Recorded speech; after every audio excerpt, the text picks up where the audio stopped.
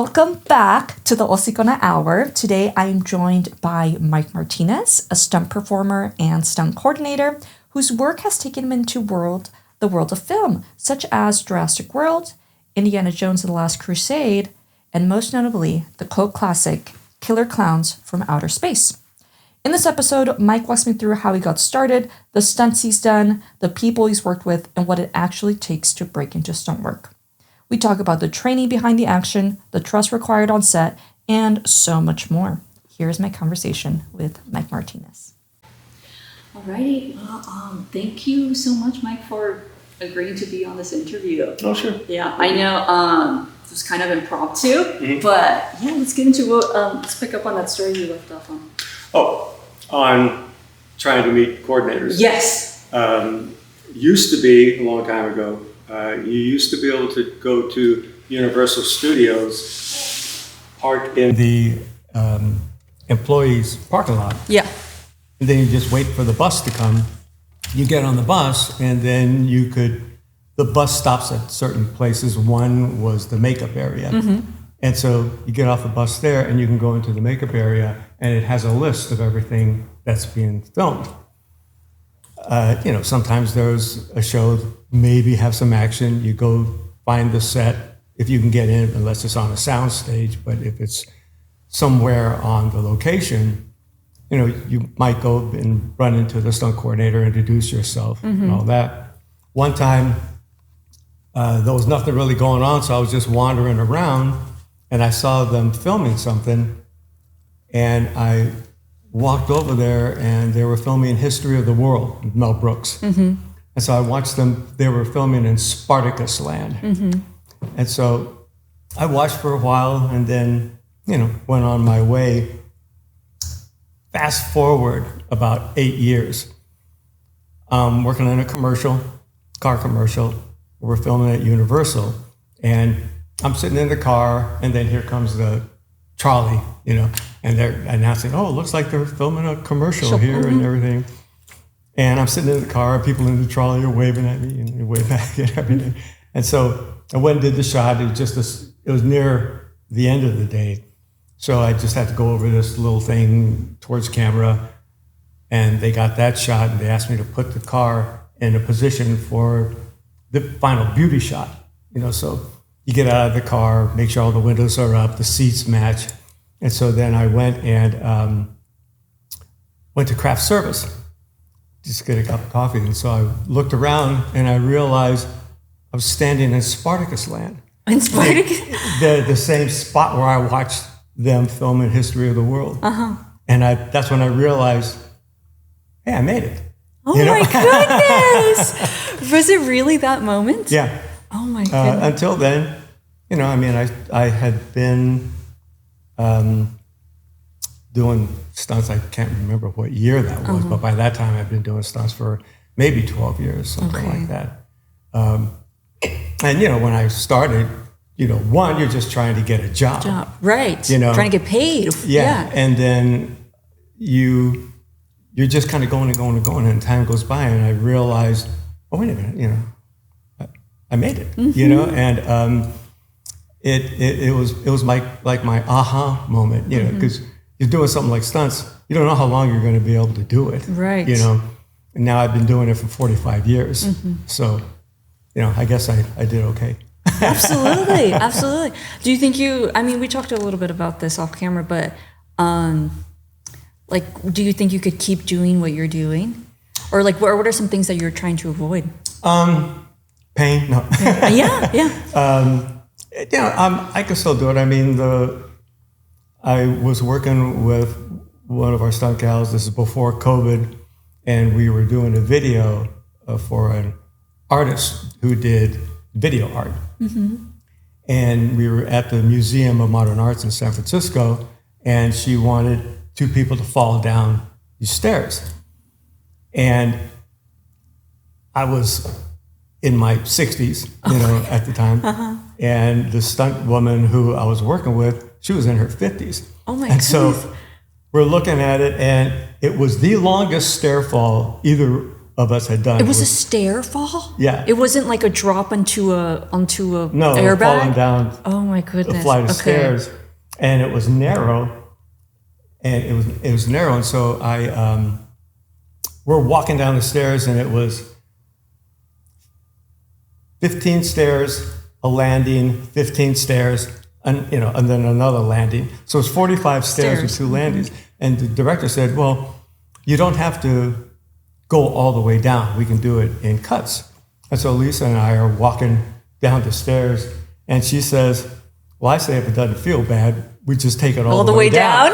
And I said, well, I think once we go over the first landing, we're not going to be able to stop anyway. Yeah, yeah, like where's the cut in there? Yeah. Right. And so we did it once, went all the way down, and it wasn't bad. I mean, stair falls, you kind of just feel like somebody hitting you with sticks. Oh my God. Because you don't fall and hit every individual. You want to spread yourself out. So as you're falling, you're covering like maybe 5 stairs per roll, something like that. And we pat ourselves up and things. Yeah. And then at the end of the day, she said, I was thinking before we were going to do this, am I getting too old to be doing this, And we looked at each other, we both said, nah, this is fine. Man, And then proceeds to roll down 45 stairs. Right. Oh my God. And when was this? It was, maybe 2012, something like that. Maybe. Okay. I'm 72 now. Okay. So, I was in my 60s. 60s so, then. Yeah, so about 12 years. Yeah. Oh my goodness. You still do stairs now? I would. Oh my, really? Yeah. Oh. It would take me longer to get up. Yeah. Oh my God. Do people, so you mentioned that you get called by a stunt coordinator and that's how you get these jobs. Like, all right, is the stunt coordinator what are the type of jobs that the stunt coordinator usually calls you for? And and when do you say no, if at all, at this point? Well, I got called to work on The Matrix Reloaded, and it was for the freeway chase sequence in Reloaded. And I got called by the stunt coordinator, and at the same time, I was one of the driving coordinators. I coordinated the precision driving team of about 20 people to act as like a blockade between the background drivers and the actual stunts that were going on, flipping cars and things like that. But I didn't want to get stuck in that part. I wanted to be part of the stunts. And so the stunt coordinator went back to them and said he's not interested in doing it. And so he came back and said, okay, you mentioned that you've done a lot of motion capture. And I said, yeah. And they said, okay, they're offering you the stunt coordinator job for the game, Enter the Matrix. And I went, okay, kind of hard. They're giving me everything I wanted. Now. So, right, like you can't complain. Yeah, it's everything you asked for. But I did have to sign a contract for 6 weeks of filming. And then the second unit director, David Ellis, who I had worked with before on Made in America and a couple other shows, and he was the second unit director, and he came up to me first day on set. He pulled up in a golf cart and said that at the end of 6 weeks, he's going to start shooting second unit for plate shots for another 6 weeks. And he said, I'd appreciate it if you stay on. 6 more weeks? Yeah, another 6 weeks. So yeah, I ended up working on The Matrix for 3 months. 3 months. Good gig. Well, that sounds like a great gig. How long were the days? Not terribly bad, because the Wachowskis didn't want to wear everybody out. Who's Wachowskis? The guys who directed The Matrix. Directed The Matrix, okay. And they didn't want to wear people out, so we started like at I think we started at 9 o'clock and finished around 7, so it wasn't terrible. And that's not, what's a terrible day? Oh, I've worked 23 hours before. Yeah. Oh my God. And initially you're going, yay, hey, overtime. But then after about the third day, you're like, I'm done. It doesn't no overtime. Yeah, you know. Probably getting taxed like crazy anyways. Yeah. Yeah. Yeah. But, so I mean, a lot of times you end up working for the same coordinator many times once they get to know you. Right. And they trust you. Right. Yeah. Yeah. Yeah. They by that time, they already know what you can do. And I mentioned to you before, I made a name as myself as a stunt driver. So many times that's what I was hired on, to be a driver. And is that what interests you the most with stunt driving? Yeah. Well, because the majority of my work out here was driving in car commercials. That's right. And, shooting on Mount Tamalpais or along the shores near Half Moon Bay, and so, yeah, that was about 2/3 of my work, working in commercials besides working in films. What was the other 1/3? Films and... Films, live shows now. Live shows? Yeah. Could you talk a little bit more about that? Yeah. They had a drive for dealer conferences where the dealers come and they're going to get their first look at the car. That's right. And they have to go to classes to learn the marketing strategy and all that. And then at the end of it, we do a show. And the show is sometimes an hour, whatever. Multiple cars, usually. Most recent one I did, we actually did 4 shows because it was an international show. And so we did a variation of the big show for either Canada or, different countries.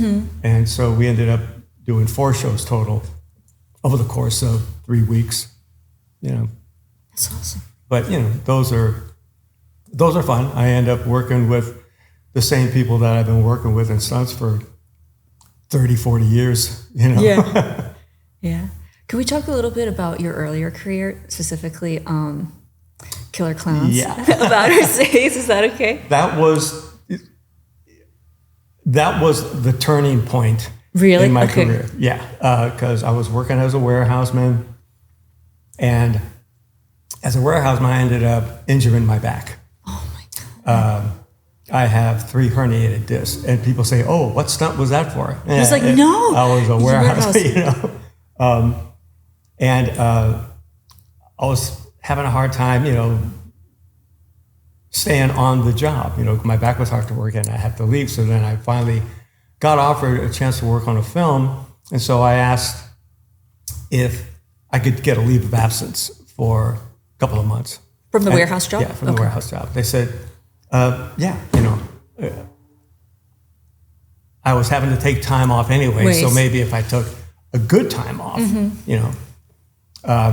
and so that show was Killer Klowns from Outer Space. I was hired to do the stunts for the clowns, and also I doubled Michael Siegel, who was one of the Terenzi brothers, to drive the ice cream truck in the chase scenes and things like that. And who knew that it was going to be part of my retirement career? Exactly. Did you know it was going to be a big movie? No, we just knew we were doing a lot of fun campy stuff. Yeah, yeah. And once for a long time, Killer Klowns went nowhere, because when the company went out of business, Transworld Entertainment, Killer Klowns came out in video, and that's where it really blew up, got a real fan base. But then when they wanted to do more stuff, nobody knew who had the rights to Killer Klowns. Really? Yeah, and what happened was MGM bought everything Transworld had in like a fire sale. They just got all their stuff. Yeah. And then they didn't know what they had, and so they ended up having a series of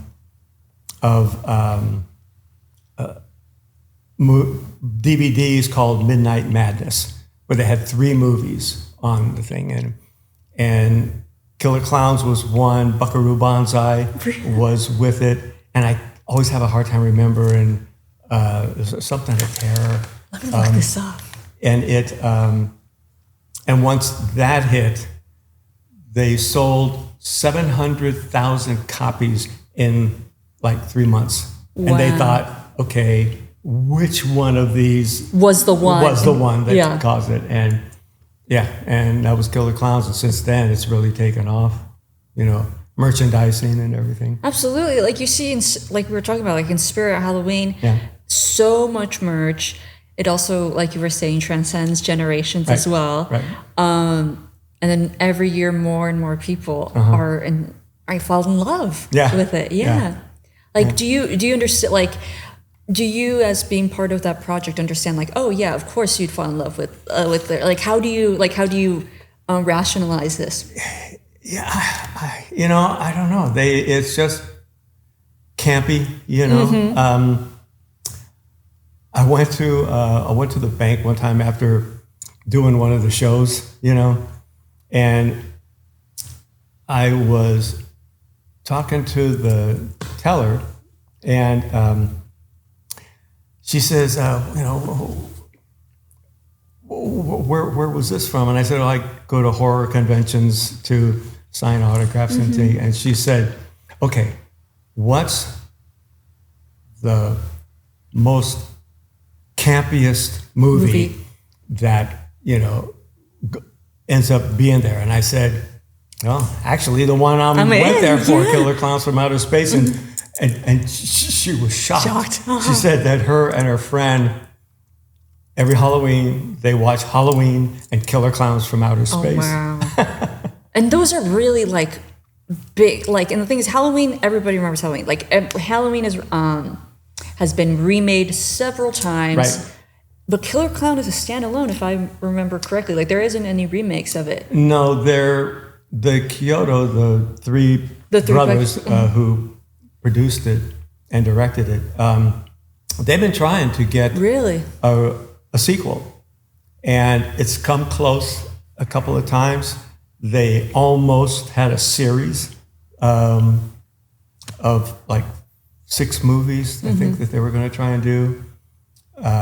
We don't know what's going on with that, but Ryan Gosling has a deal with MGM. Well, yeah, it's with MGM because now Amazon bought MGM. But then they're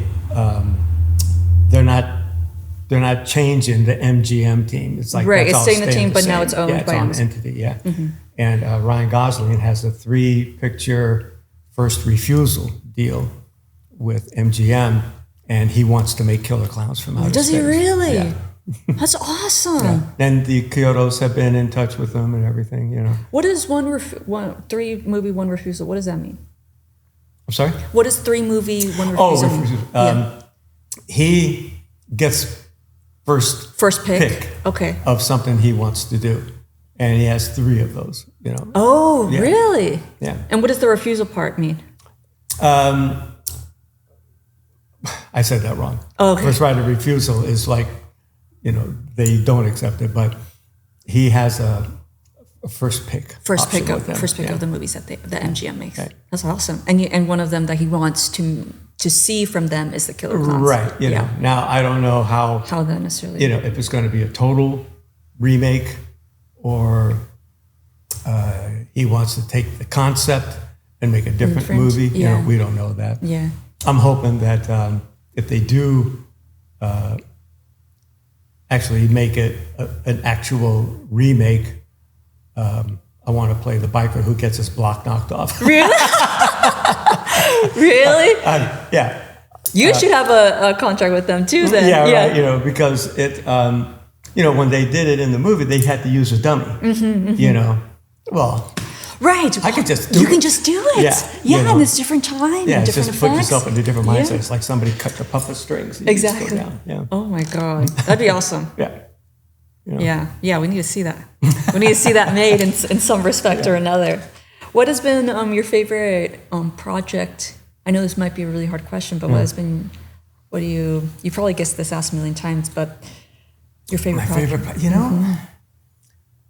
I tell people the most fun I had on the show was Killer Klowns. Yeah. And even my friend Rocky, who we've worked together 45 years now. And we still agree that's the most fun we had, because everything was just so odd, And plus we got to work with John Vernon. Yeah. He was a great guy. But that's the most fun I've had. I mean, I've had jobs. Well, The Matrix was a great gig. I've done a lot of work on different shows because I worked a lot at Industrial Light and Magic on different projects. That's where I filmed stuff I did in The Last Crusade. And I've actually worked rigging the Mythbusters on a couple of shows that I did with them. Really? Yeah. But it, I don't know. It's hard to say. It's hard, absolutely. But I mean, I think it would have to be Killer Klowns. Killer Klowns. Yeah. Do you look for projects like in these days? Do you look for projects similar to Killer Klowns, or do you see this as like a one and done? I don't look for anything in particular. A lot of times, I mean, like I stopped sending out my headshot 20 some odd years ago. Okay. Yeah. I just started getting calls either from producers who already knew me and want a stunt coordinator, or stunt guys who bring me on as a rigger, a stunt rigger. A stunt rigger, yeah. Somebody needs to get blown up and get yanked out of there, whatever. I fly people all the time. Matter of fact, I flew my wife in Angels in the Outfield. Yes, you did too. And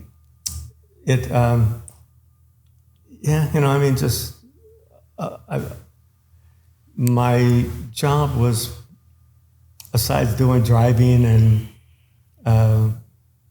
general stunts in general, was rigging jobs. And coordinators would call me and bring me in as a rigger. Like I flew The Rock into AT&T Park when they was parachuted into. Did you really? Yeah. Oh my God. He was. I was one of the riggers on that. It was the one. I had to hook them up to the parachute harness every time. And he's a funny guy. Really? What's it like working with him? Well, one, he's very appreciative. Yeah. But the one time the gal who was attached to him, the actress, she went to lean against him and she was strapped to him. And she said, "Oh, I hope my sound pack isn't going to bother you." And he says, "Oh, don't worry. I hope my blessings don't bother you." Oh, okay. He's quick. Yeah. Oh my God. That was a lot of fun. Big guy. Yeah. What? Yeah. No, he's huge. Yeah, and it feels like it gets bigger every year. And it's funny. His stunt double looked exactly like him, and just as big as him. Oh my God. And they didn't find out until he was his double for about 2 years that they're actually cousins. Are they really? Yeah. Oh my God. Yeah. For 2 years. Yeah. That's awesome. They just started talking about family. And it's like, wait a minute, what? Hold on. You know so-and-so and so-and-so is your mom? Yeah. That's awesome. Who's been your favorite actor to work with or actress? God, a lot. I doubled Eric Estrada on a couple of shows. He's a great guy. Mark Harmon is a character. He's always playing practical jokes and things. Worked on Made in America with Ted Danson and Whoopi Goldberg. Whoopi was hilarious, naturally. I mean, I don't know. I worked with Ted Danson twice because I worked with him on Made in America, and then also on Getting Even with Dad. Really? Shortly after, where I got to work with a young Macaulay Culkin, who's a oh my God, irritating kid. Yeah. He was doing it on purpose. Yeah. We were on ice skates, and there were about 8 stunt people. They wanted us to start off like a snake and then break off. What movie was this? Getting Even with Dad. Getting Even. Okay. Yeah. And Macaulay would come up and act like he's not paying attention, and he's purposely cutting us off. Oh my God. You know, we're like, come on, if you get hurt, they're gonna blame us. You know. Oh, funny kid. But I thought he was pretty funny. We were calling him the Mac Attack. Yeah, he was. He came around. That's awesome. But yeah, I mean, it's always fun working with actors. I was the fight choreographer for the San Francisco Playhouse for about 5 years, and got to work with, teaching the actors how to do their fights or falls or, things like that. Mm-hmm. So, I enjoy doing it. That's awesome. Yeah. That's awesome. Could you tell me a little bit about early career? What made you get into this? Was your family in the show business, or how did you get the idea? The joke is I fell into it, but really? When I was a kid, I think I'm 5 years old, something like that, and I first found out what a stunt person was. Mm-hmm. It didn't make sense to me. Right. It's wait a minute, they're still people. Yeah. How come they're doing this stuff and these guys don't? Mm-hmm. And it's not like nowadays where they're behind the scenes, and everything. This is back in the early 60s. Mm-hmm. And so when I would just try and watch things that may give me a hint, and I learned about tumbling and things like that, and then it just kind of went out of my head.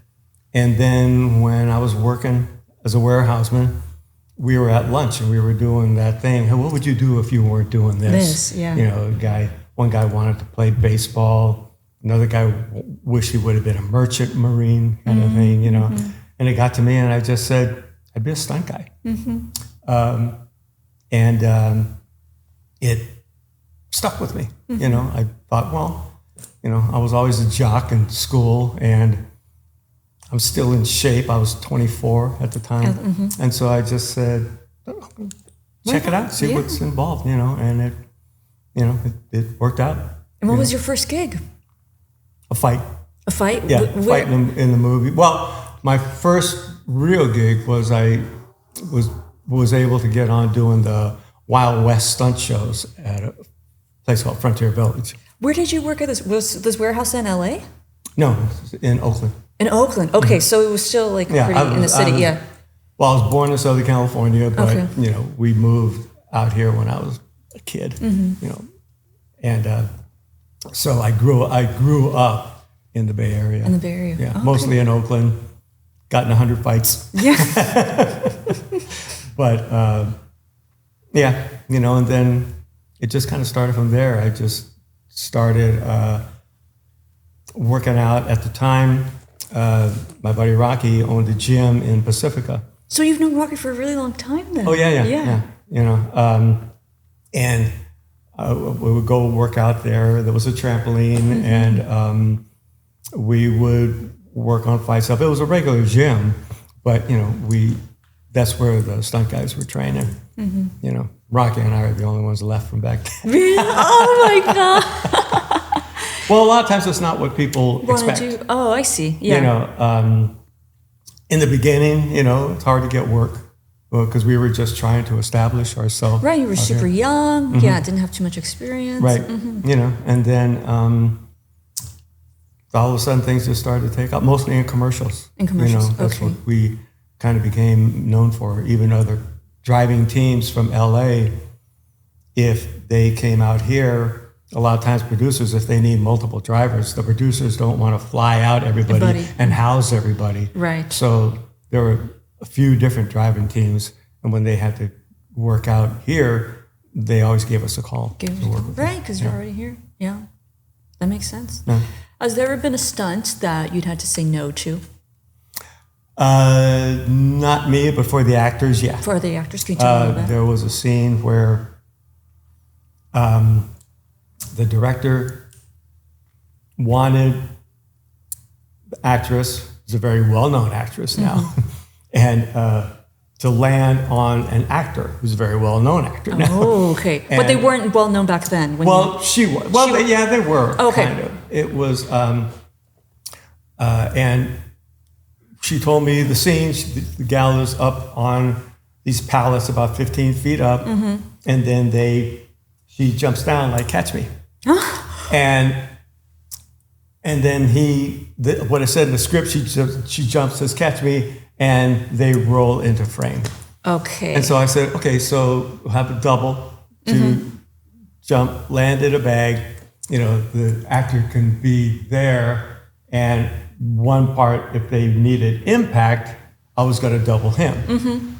And then the director said, no, it's got to be in one shot. Oh, my God. And I said, what do you mean? She did these long, long shots with a Steadicam. And I said, you can't. I said, you can't do that. Yeah. And she says, well, how come? And I said, well, somebody could get hurt. Are they going to die? No. I said, but all it's going to take is a finger in the eye or an elbow in the mouth or something coming overhead, like that. Yeah. And 15 feet, you're building up some velocity from there. I even said, how about if the double lands on me and we'll go into the pad. Right. And then, you could just have the two actors kind of roll in the frame. Like I said in the script, she said, no, it has to be one shot. Oh, my God. And so I finally I gave her 4 different options. And she kept saying no. And I said, okay, I can't let you do it. I can't let you. You're not doing it. And you were the rigger for this. I was the stunt coordinator. Stunt coordinator, okay. And she talked it over, and then she comes back over to me. Well, we changed everything, so we don't need you. Thank you very much. She went to fire me, and it's like, I don't care. You still paying me, But, and the producer, the AD, assistant director, agreed with me because he had done something where they did something like that on Grease with John Travolta, and they used stunt doubles. They did the shot and took both of the doubles to the hospital. Oh my God! It was like, okay, we're gonna do it the way you like it, but it's not gonna be with the main actors, and we're gonna do doubles. But as soon as we're done, they're going to. That's crazy. I mean, it's different time. Right? I don't know what the situation was or what injuries they got, but and he was on that set, and he was cringing, wondering what I was going to do. And I just said, no, I'm not going to do it. But then the producer came up and she just told me, do me a favor and don't leave. I don't want her to try and pull something. Pull something. But that's the only time that most of the time, the directors are, okay, I shouldn't say most of the time. I worked on Willow, directed by Ron Howard. Greatest guy in the world.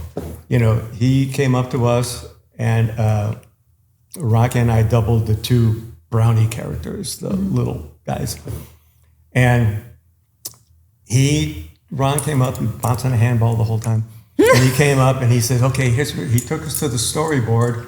Okay, this needs to happen, this is going to happen. And he said, so what do you got? Okay. And so we said, okay, well, we can do it on wires. It'll look like this, or it'll work like this, or we can do it some other way. I said, or we can just do it off of a teeter-totter board and send the guy flying. And he thought about it and he said, I think the teeter-totter. Teeter-totter board. And this is a guy who was in the business since he was a kid. Oh my God. And he still came up to me and says, hey, you guys know what you can do. I'm going to leave it up to you. Right. Right. But unfortunately, a lot of times when the director has a preconceived notion of how he thinks he's going to shoot it, and we tell him that's not necessarily going to work, And he he thinks we're trying to keep him from getting the shot. He's like, no, I'm trying to guarantee you get your shot. Angels in the outfield. We had to fly Matthew McConaughey. And at some point, for video, they needed Matthew to be flying along. The Angels let go of him, high-five each other, and he's supposed to hit the ground. And he says, I need him to hit the ground. And I said, you can't do that. And he said, what do you mean? Can't you just disconnect the thing? And he's only 5 feet off the ground. And I said, yeah, I know. I said, but there's too much of a chance that he could sprain an ankle, anything, And, if he lands. And he's not landing on pads, he's landing on the baseball field. Right. And so he said, yeah, but you can stand on something 5 feet tall and jump off, and there's no pin. I said, that's different than traveling along and have somebody pull the pin on you. Right. And he wouldn't buy it. So finally I just said, all right, I got in the harness, and I told the effects guys, they put just a tumbling mat down, and I told them, take me up. And I said, and so they took me up in the air. Yeah. And I said, give me a 3, 2, 1, pull the pin. Pull the pin. And so they said, okay, 3, 2, 1, bing, and I hit the deck, and I stood up, and the impact tore the harness. Oh my God. And so the director looked and went, okay, we can't drop him. Sometimes that's the only way for people to see it's not going to work. Yeah. But that's not the norm. I mean, normally if they come up with something and we explain what's the bad idea about it, they'll go, oh, okay, what else can we do? Yeah. Right, like a regular person would do. But most of the time, we've had production meetings with them ahead of time. Okay. And we kind of go over everything's being done. And it's like, here's what we're going to do. And like if it's a car scene, we use the little matchbox cars and show exactly what's going to happen. We'll get chalk and draw the intersection so everybody knows exactly what's going to happen ahead of time. Well, that leads me to my next question. What is like a typical day? Like, I assume you're never just thrown into an active shoot and then you make it work. Like, what is, how's it work? Well, depending on how many stunt people there are. Okay. And most of the time you show up on set and you already have an idea of what you're going to do. Like when I worked on Contagion, and I was in the scene where we had to chase down Jude Law. And we got there, and initially what it was written was we were going to go and tackle him. So we were going to get a double for Jude Law, but then it had rained. And so they knew we were going to have to do multiple takes, and if we got wet. Oh my God, right. You had to change clothes. So instead we just chased them down and arrested him. But it was funny because we took off running and he's going and he's looking back at us and we're chasing him down. We caught him. And when we cleared camera, they yelled cut. He was laughing. He said, "Well, that was frightening." Yeah. No acting necessary. Yeah, right.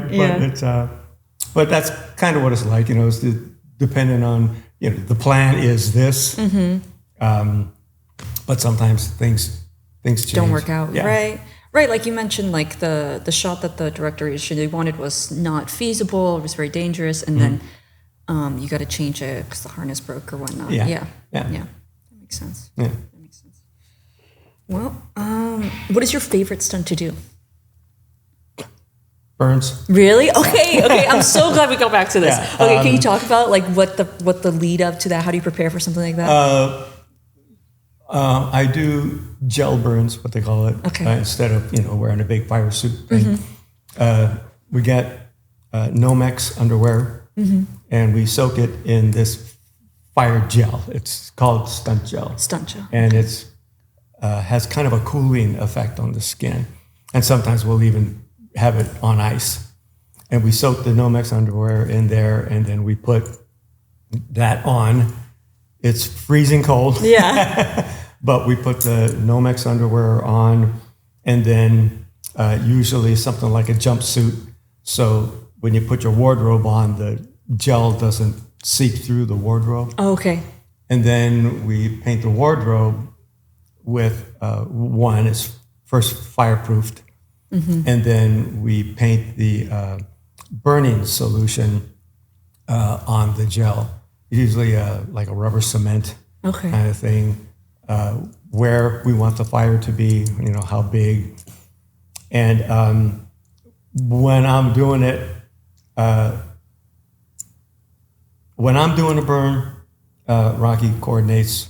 When he's doing a burn, I coordinate. We know you don't coordinate your own burn because you're too focused and distracted, because you're having to think of your action you have to do and everything. You time out the movement to know about how long you're going to be burning.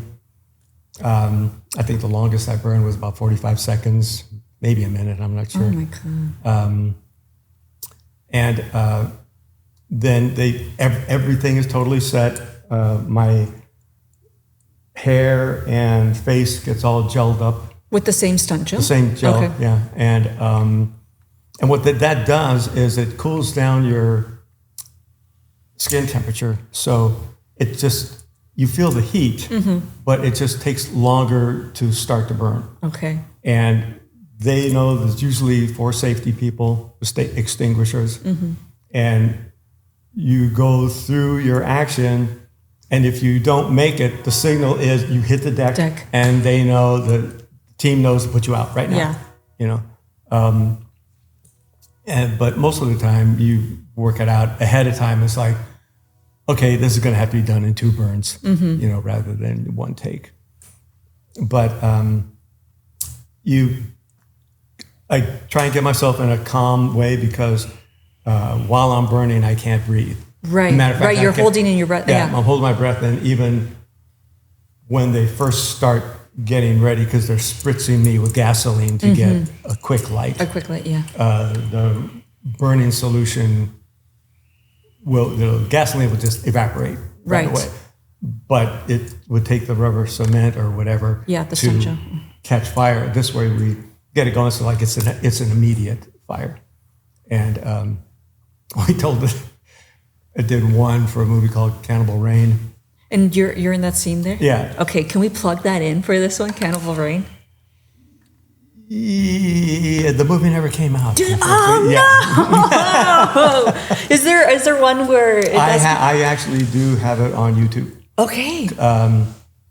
And it shows the process, kind of start to finish. Okay. I'm already. It starts out with me already in position because I had to go down this hallway and everything. And my wife always likes to be there to put the gel on me. Okay. Yeah, it's almost like a blessing, I think. Yeah, she's absolutely doing it. is. But once it lights, you go through the motion, hit the deck, and they put you out. And then I'm still holding my breath because now there's CO2 around that I don't want to breathe in. And so, I'm already holding my breath. They spritz me, light me. I go through the scene, lay down. They put me down. I get up. There's already a designated clear area for me. And, we just go to the clear spot. If you're wearing a face thing or something, you pull in. That's when I can take a breath again. Do you get like a respirator or anything? Or you just, no? Just the air? Fresh air, yeah. Unfortunately, I can hold my breath for a long time. Really? What's the longest? I used to dive for abalone, so I can easily hold my breath for about 3 minutes. For abalone? Where at? Fort Baker, around that area. Really? Yeah. Okay. Yeah. 3 minutes. Yeah. Pretty. I'm ignorant to abalone. Is abalone pretty deep, or is it? It can be. Yeah. I mean, you can't use any scuba gear when you go for abalone. Yeah. And you go down. The hardest part, most of the time, you don't even see one. Yeah. And then when you do, you just have this flat blade thing that you have to slip under them real quick before they can adhere to the rock. And one time I went to slip it in there, and the edge of the blade must have hit a high spot on the rock. So I went there and it stopped and it was stuck? Sucked onto my God. I'm trying to pull the thing out. Yeah. And finally I had to go up for breath and thought, well, I'll see if I can find my napkin. Never found my napkin. My God. You lost 2 things that day then. Yeah, exactly. Yeah. What's your least favorite stunt to do? I don't really have one. Yeah, I don't really have one that I said, gee, I don't It's like like, that. I really but I don't mean, want to do that. occasionally, you do get a stunt where you go, this one's going to hurt. I'm not going to get injured, but I'm going to feel this one. Oh my God. And when was the last time you said that? Getting ratcheted for Jurassic World.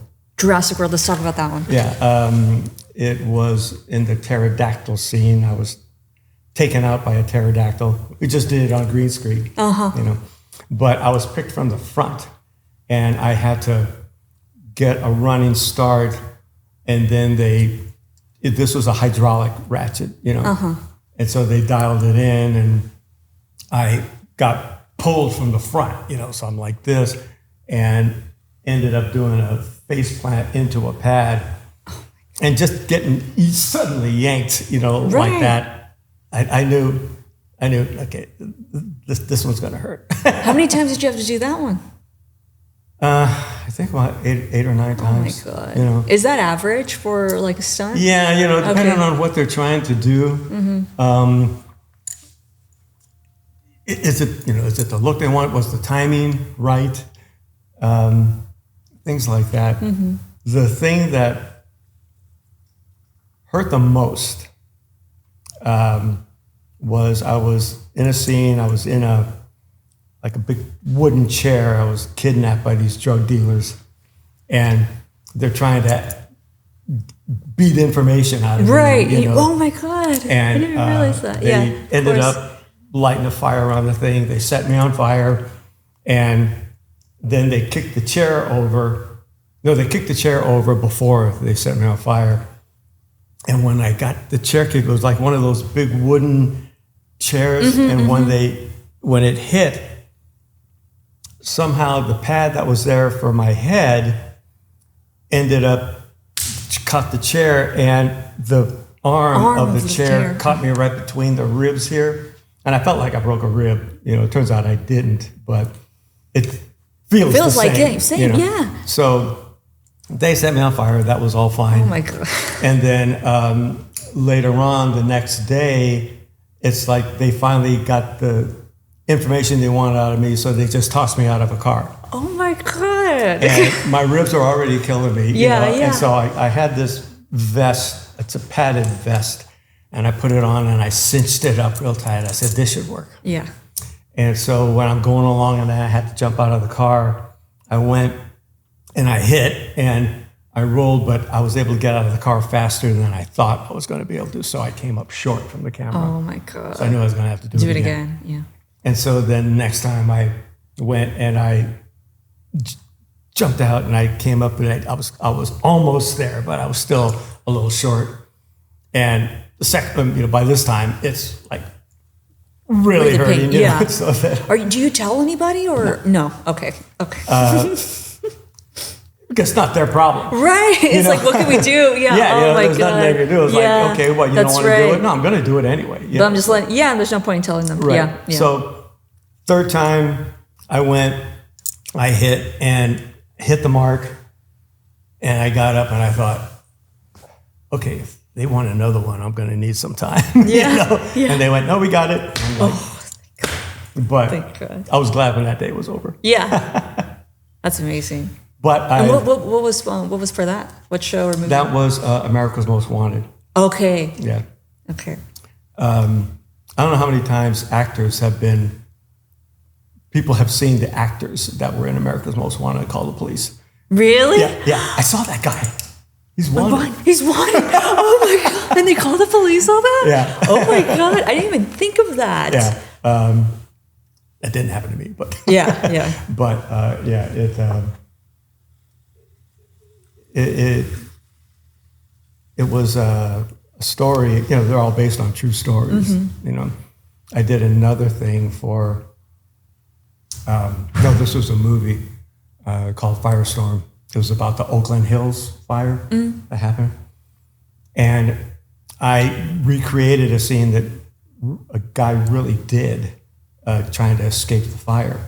And when he did it, he was on a motorcycle and the houses were on fire here and the houses were on fire here. And the heat was so much that it sustained the flame all the way across the street. And so all he could do was just gunned it and went through. And he said he knew he got, the guy was on set, so I had a chance to talk to him. Was he really? Oh my goodness. And he said he went through and I said, how long do you know? And he said, right, he just has his eyes closed. Yeah. And he said he knew he was out of the fire because his son felt like he was drove into a refrigerator. Oh, wow. Yeah, he said so he laid the bike down, rolled around on the ground, got back on the bike and rode to the hospital. Oh my God. But so when I did it though, naturally I was gelled up and they had a propane tank shooting the flames from a car, you know, that I drove through. And I said, well, this is nothing like what you went through. Yeah. You know? Oh my God. Yeah, that's why I thought that was for a reality thing. No, but it was a movie. It was a movie. Yeah. That's awesome that they were able to have the guy there that survive that. Yeah. Yeah. I did one of the car shows I did for Chevy. They had a truck there they called the Marshmallow truck, and I couldn't understand why. And then when I saw it, I understood it. It was a white truck with all these burn marks all over it. Oh, like a like s'mores. Yeah. And parts of the fender was melted and all this stuff. And what happened in I think it was the LA fires, a guy was in his truck and he just went back to help get people out of their homes. And he just kept going back in, you know, with the fires all around and everything. And then he finally got everyone out, but his truck was just demolished. Yeah. And he was there, and I had a chance to talk to him, you know, about it, because I drove him out in his marshmallow. In his marshmallow truck. Marshmallow truck. Yeah. And as it turned out, it was no, it was a Toyota. It wasn't Chevy. It was Toyota. Toyota gave him a new truck. Oh, really? That's awesome. Yeah. That's awesome. What? So, like, when you're doing these, like, do you find that that you get your adrenaline going, that your heart is pumping, or like, do you find that later on you're able to kind of calm yourself down? Sometimes you just fall into a zone. I mean, I've had to jump a car, you know, doing chase scenes in San Francisco. I've had to jump a car where camera crew was here. I got pinched from another car coming in here, so I had to go here. And the crew, I was literally felt like I was flying over their heads. Oh my God. And I had a guy, he put his hand up like that. I was already going for the jump and he put his hand up like that. So I stopped. I don't know what that meant. Yeah, right. you know, so I stopped and he came up and he said, everything okay? And I said, what's with that? What you put your hand up for? And he says, I wanted to let you know where the edge of everybody was. And I said, okay. So now I know. Yeah. And that was kind of freaky. I had a passenger with me, and I didn't know it, but she was just hired as an extra. She had no business being in the there. car. Oh my God. And so I, went and did the jump. And one time they had the cable car, let the cable car go first, and then I went. And then as soon as I went, because it's like landing an airplane. You don't see anything until you get about here. Yeah.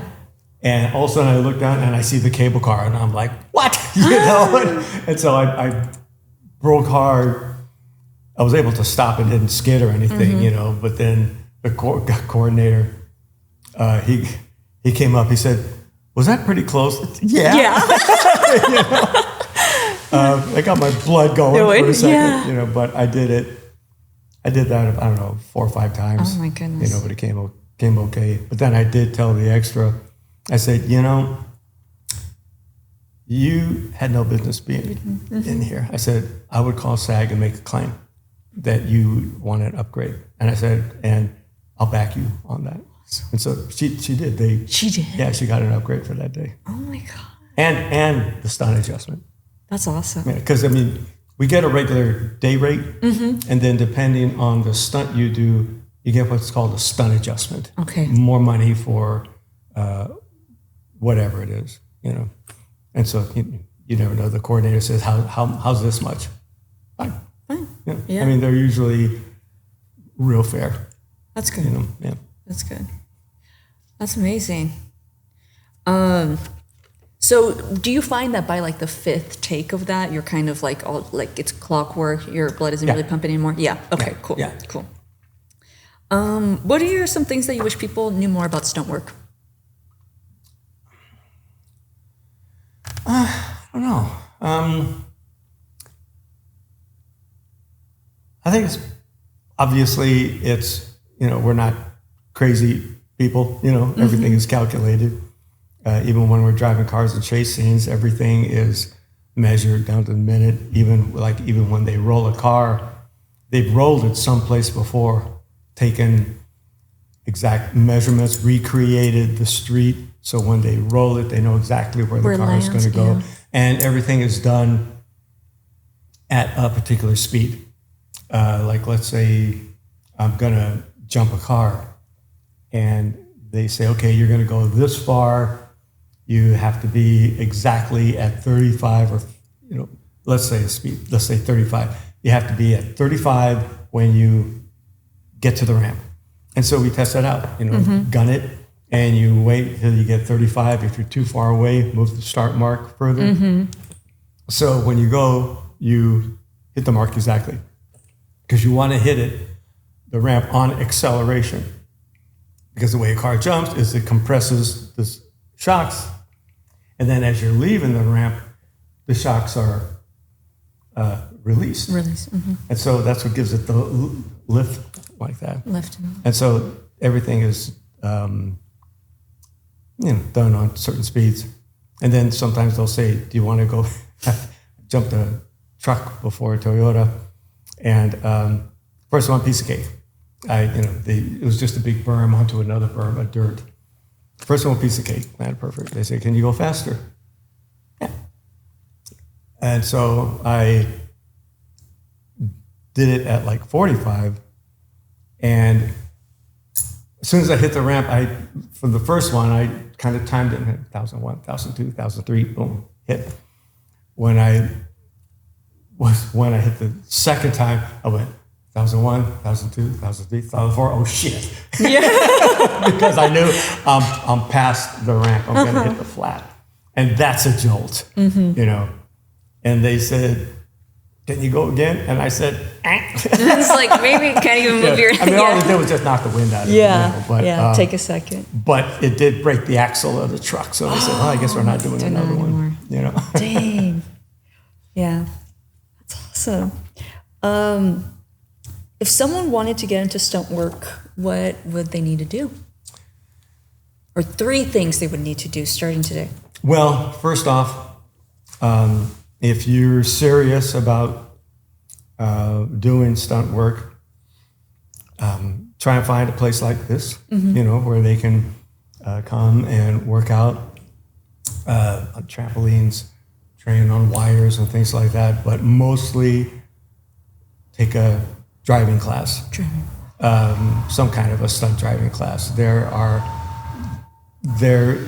used to be a big one in LA, but he's since retired, where you can go, and if you take that class, it teaches you basic stunt driving, 180s, reverse 180s, how to drift the car. And that way, if you take a class, if I'm coordinating and there's some driving. And I said, what training have you had in driving? And they said, oh, no, I'm a good driver. It's like, that tells me nothing. Yeah. If you take a class, by way of you taking that class, that gives me a working knowledge of what where you are, right? Yeah. And then how far have you taken it? Have you gone for the refresher? So, but a lot of guys, they'll, it's expensive. I think it's around $2,500, $3,000 now. Take it. But that's what I did. Right. I took a stunt driving course, and then I took a 4-day road formula racing course, and then evasive driving, which is like what the CIA learned, anti-terrorist stuff. Yeah.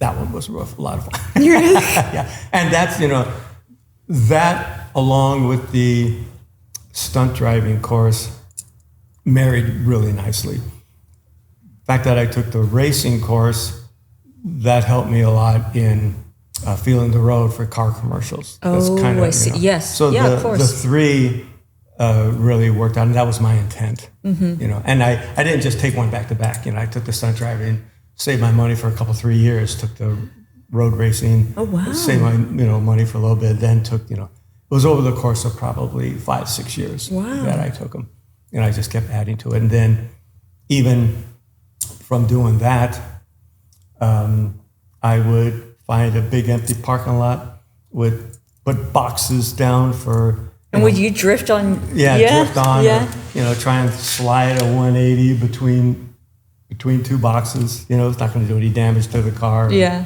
Especially if it was a rental. You do this on a rental in public parking lots? Yeah. You ever get anybody bothering you? No. No? Okay. One time I was training some guys on some stuff, 3 guys, and they're skidding the cars and everything. Cop shows up. Well, it's loud too, no? Yeah. And they get out of the car, and I just sat there, and then he didn't write them up or anything, and just said, guys, take it easy, And so they get back in the car, and we go back to where everybody else was. And they said, so what happened? And they go, the cops, they came and talked to us and everything. And then they looked at me and said, what'd you say? And I said, nothing. and they said, he absolutely did. He said, I think the cops didn't see him. And I said, no, I made myself invisible, man. Yeah. I grew up in Oakland. I know, right? You talk, yeah. The less communication, the better. Yeah. Yeah, it's a good lesson to learn. But, concentrate on driving, because driving in some way, shape, or form is going to be a good 70% of the work that you could get. Right. And if you're not known as a just driver, but they just know you can drive and you can take direction. And don't be a pain in the butt. Nobody's going to want, some guy blustering around about how good he is. Right. It's like, no, just chill out, Just be calm, humble. Follow in the conversation, if you want to let me know a little bit about yourself, if I'm first meeting you, by all means, what's your background, I've had people contact me by way of email or something, how did they get into the business? And I give them an assignment. Oh, really? It's like, okay, put a resume together. They said, I haven't been in any movies. I know that. Yeah. What's your athletic background? What's your training? What are you good right. at? Yeah. Because then that'll help, that'll give you an idea. Yeah. And most of the time, I never heard back. But then sometimes I'd get a resume, Yeah. And then they call me up, how the resume? I said, it came out great. You could emphasis on this, this, and this, and so what else should I do? Take a driving course, start training in one thing or another, going by the resume, you can focus on this, and this, I only had one person take me up on that. Really? Concentrate on driving, and he's twice the driver I am now. Really? Yeah. Oh my goodness! How many people have reached out to you? Oh, I don't know. I've had 30, 40, 50 people. Really? And only one of them has taken. Yeah. Has I mean, your advice. usually they lose interest because it's kind of a lot of work. Okay, well then wasn't that important to you? Right. You know. It kind of filters out, and I mean, and they also learn something about themselves. Like, oh, maybe I don't actually want to do this that much. Yeah. There was this one gal. She was killing the training. You know, very athletic and everything. And the first stunt we teach them is how to jump out of a car. Oh my God. I mean, up until then, they've done hours of tumbling. Okay. It's not like their first. It's not like this is the first time after tumbling, because I watch them, over and over and over. And they said, "Can I?" They said, "Oh, well, what else do I need?" I said, "More side rolls," and they said, "Yeah, I can do a side roll." I said, "Can you do it in a second?" Yeah. Because it's not like you're going to go do a side roll for the stunt. Right. That is going to save your ass. Either the forward rolls, side rolls, every kind of roll.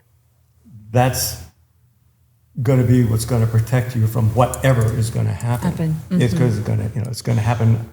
It could happen unexpectedly. Sometimes you are just going to do a dive over something, right? But it's got to be second nature. Mm-hmm. And so, but the first time they actually do an important side roll is jumping out of a car. And the gal, she was there, and she's going along, and you want not only jump, but you have to hit a mark. Mm-hmm. So I'm standing at the mark. Here comes the car, and we start out at like 15 miles an hour. Yeah. And going along, and here she comes. There's the car. She keeps going. And I said, "You okay?" And she said, "Yeah, I just kind of wasn't expecting." That's okay. So we went and did it. There goes the car, and she couldn't do it. Oh, really? Yeah. She didn't get it done that day? She didn't get it. She never came back. What? Yeah. And she had all this, like, these hours of training under her belt. Yeah. When it came down to she made the mistake of looking at the ground. Oh. And it looks like it's going 100 miles an hour. Yeah. And she just couldn't get herself to do it. So what happened that day? Nobody felt. Oh, it was just like. Yeah, I mean, other people filled in. Other people did it. We had a car that was kind of made to jump out of and to get hit by. Okay. I made a wooden grate over the windshield. Okay. So they could take the hit and not break the glass. Yeah. The windshield. That's probably 8 times out of 10 getting hit by a car, you're gonna break the windshield. Yeah. Oh my God. I've broken a lot of windshields. Oh my God. And do you get cut up or is it like tempered glass? I have. Okay. Anytime you go through glass, you're going to get cut. Yeah. I jumped a motorcycle through a plate glass window, and it was the fake glass. It still sliced my ear. But you just got to take that for granted. Yeah. But sometimes I use that as the producer. Like, if these women have it harder than guys because they're usually doing something in tank tops and shorts. Right. But when a guy wanted the gals to go through a window, and I said, they're going to get sliced up. Stop, yeah. Because it was tempered glass, which they shatter before impact. Because then it just spiders in and you just go through it. I said, there's going to be hundreds of shards of glass. They're going to get cut up.